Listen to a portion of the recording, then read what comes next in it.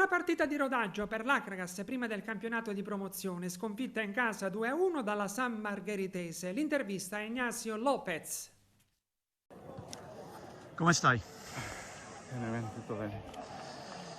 Questo era il quinto test, qual è la tua condizione fisica personale? Bene, penso stiamo facendo un lavoro intenso e piano piano stiamo incontrando lo stato fisico che vuole il mister.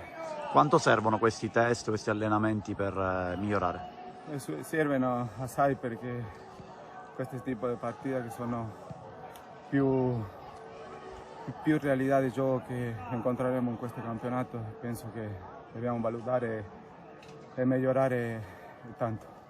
L'ambiente Acragas, come ti sembra?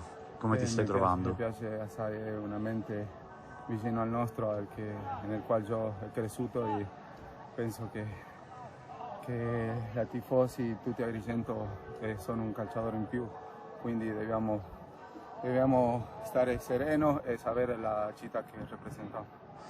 Dove ti piace giocare? Ti abbiamo visto svariare su tutto il fronte d'attacco, ma tu dove preferisci stare?